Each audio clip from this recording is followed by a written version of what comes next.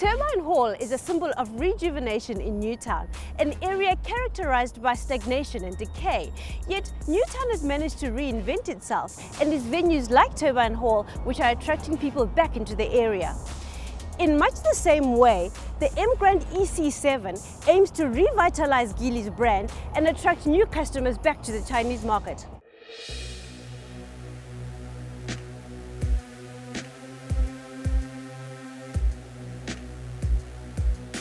One way of attracting buyers, especially style-conscious South Africans, is with looks. And when you compare the EC7 to the likes of the Kia Cerato and upcoming Corolla, both of which boast really eye-catching designs, it becomes abundantly clear that the designers at Geely certainly had their work cut out for them. That said, I'm not entirely convinced the Emgrand EC7's exterior will tick that box in any great hurry. It simply doesn't have strikingly standout looks. Rather, it's clean and simple, which some might call elegant, but then again, you might coin that as being bland. When you take away its most notable frontal design feature, that is the red and black checkered flag logo, then you have something quite reminiscent of a Cadillac badge. It also has what Geely terms as a black magic headlight cluster, and of course, the obligatory daytime running lights and front fog lights. The Emgrand EC7 is positioned as an upmarket brand, and we know the Chinese cars are always well spec'd. The problem is the material, the quality, the finishings are not always up to upmarket standards.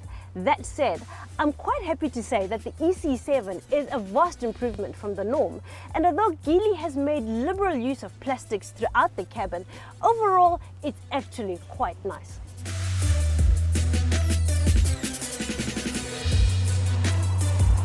Something that immediately catches the eye is that the interior design features 2 and 3 color tones on the dashboard and door panels, as well as on the instrument cluster and middle console. Creature comforts include climate control, electric windows, leather seats, rear parking sensors, and a rather nicely positioned boot control release button.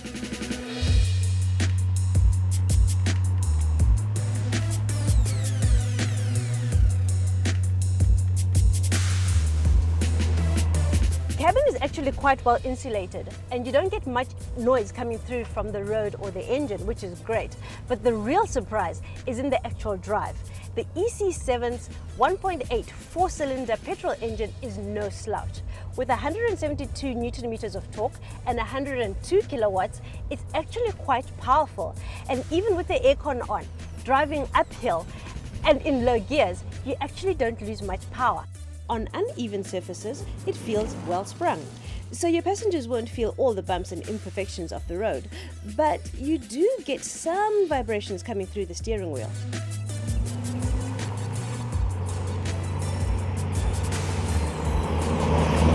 Of course, I've got a few gripes, because no car is perfect, and for a start, I find the gears a little bit notchy. It kind of like reminds me of cracking your knuckles, if you can imagine that.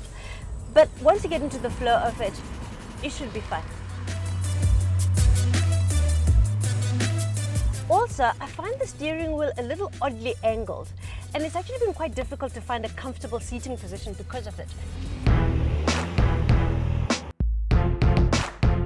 Price-wise, the Geely Emgrand EC7 Luxury comes in at 149,990 Rand, and it has a 5-year, 100,000 kilometer warranty, as well as 2-year roadside assistance. You can also opt for the GT Executive version at an additional 15,000 Rand. That gets you an electronically adjustable driver's seat, 4 additional airbags, and traction control.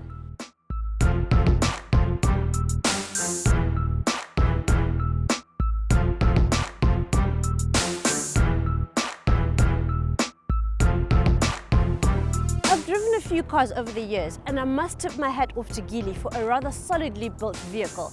It's honestly not a bad car at all, and you'd be hard-pressed to find anything better at this price. All in all, it's much better than anything we've seen from the Chinese so far.